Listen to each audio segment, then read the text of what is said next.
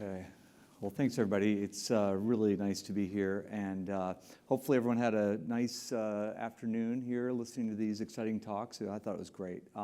So let's see here. I need the clicker, and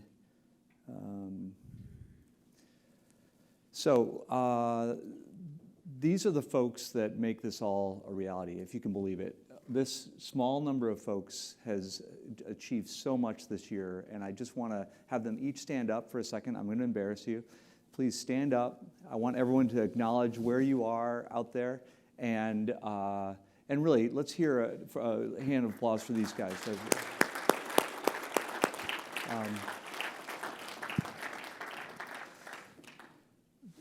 I hope everyone has a chance to stick around after and mingle a little bit with these folks, because it's been a great year. You saw all these accomplishments, and everyone does deserve a pat in the back, and it's fun to see these successes and actually celebrate them a little bit. So thank you again.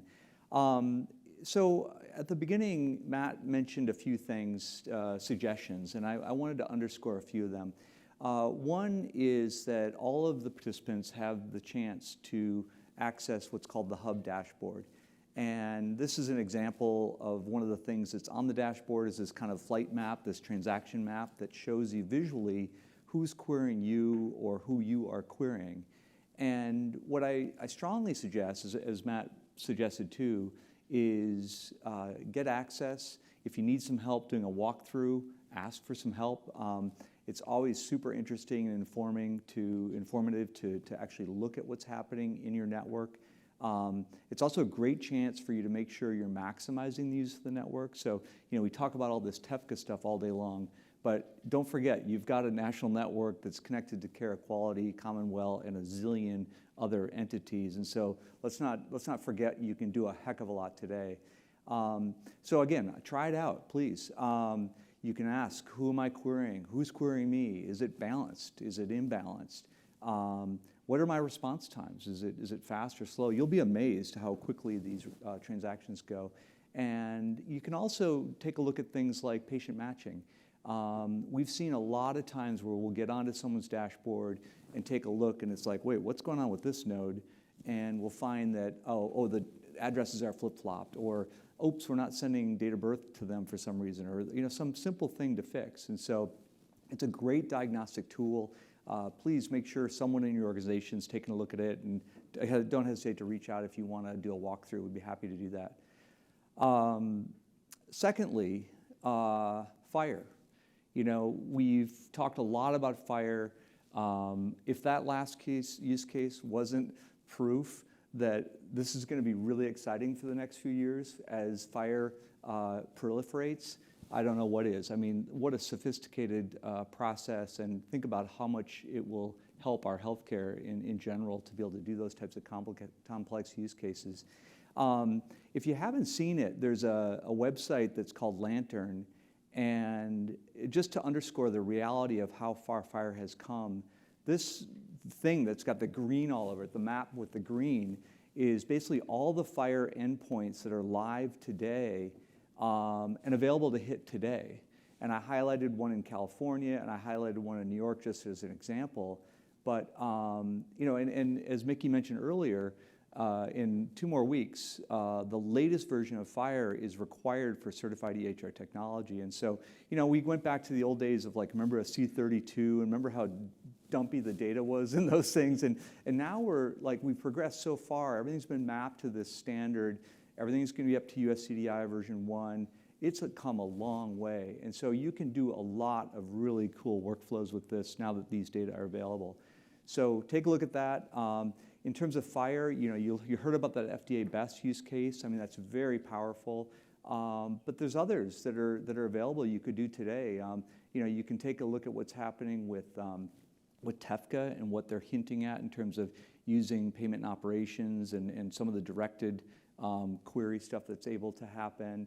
The comment earlier about the Da Vinci use cases, I mean, there's nothing that says you can't start doing them, and I know Jay and the team would be happy to start to take a look at some of those.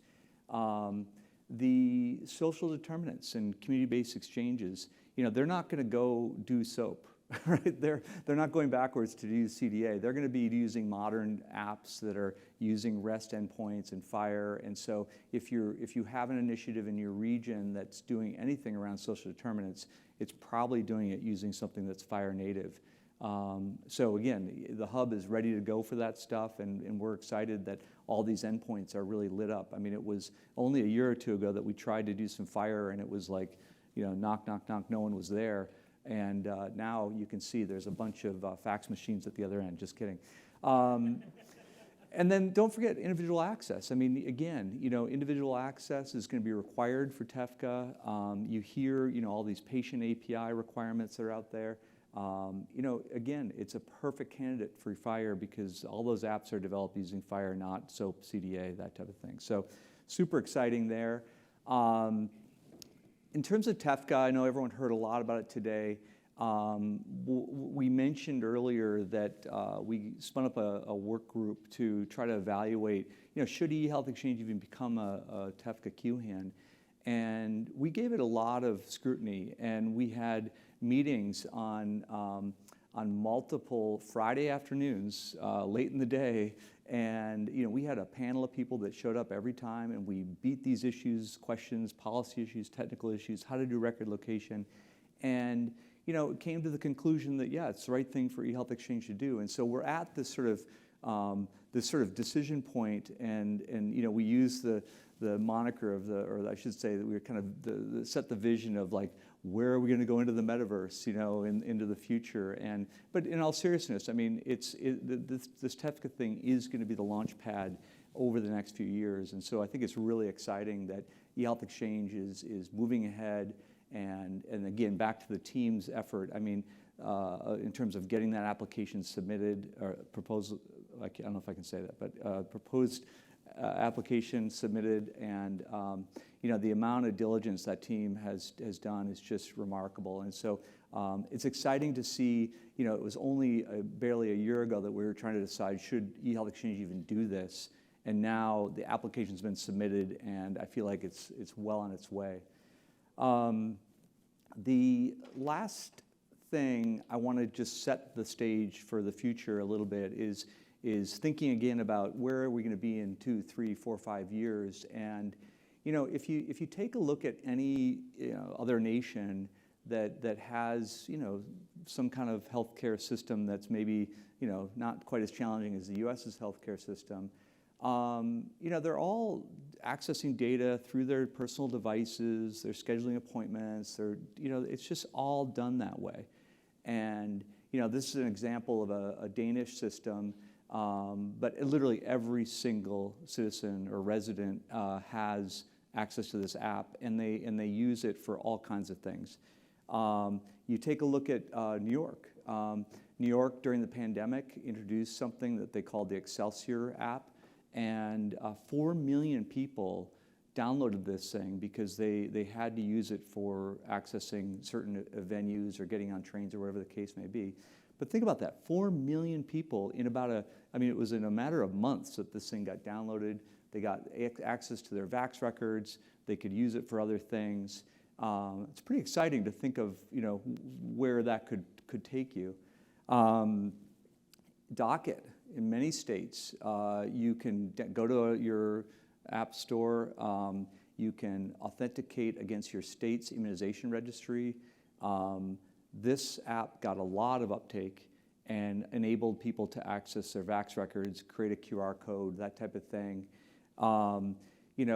Colorado, where I'm from, actually I'm astonished what they're able to do. They have an app that you can download.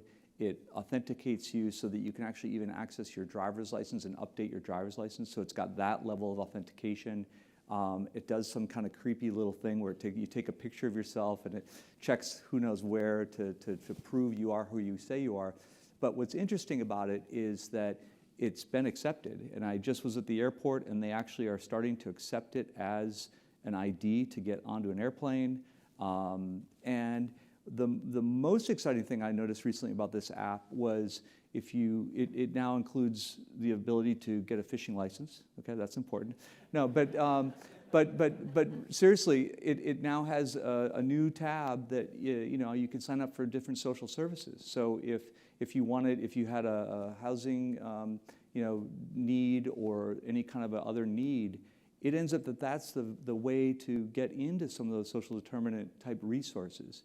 And if that's not a signal that that this stuff's coming, I don't know what is. I mean, I think that's really exciting that it's gotten that far.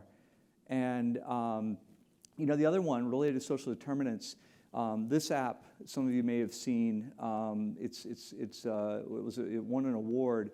But the idea is that they can send an assessment, a social needs assessment, out to someone's phone, and then the person can fill in first they fill in consent. We've talked a lot about that. And then they can fill out the assessment. It goes back to the person that sent the assessment.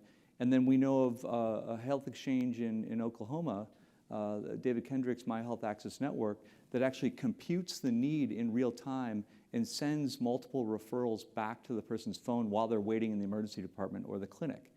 And if that's not getting exciting in terms of getting things back to the vision of the Jason report about having things be modular and using APIs, I mean, this is getting really exciting. And so I wanted to leave on that note and get people thinking big, and to kind of take Mickey's term and just kind of shift it around. He said, I either want to go big or go home. I want to send everyone home and ask you to go big. Okay? So thanks for everybody for being here.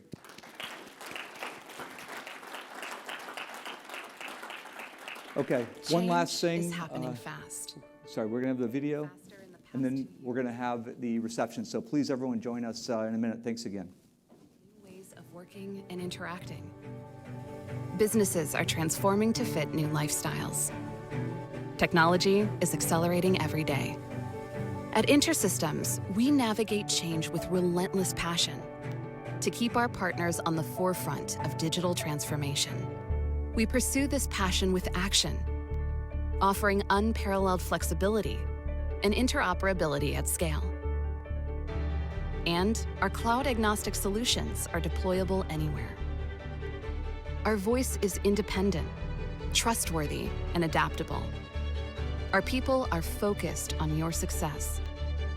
The world will keep seeing change. Trust the partner that will help you thrive in it. InterSystems, creative data technology.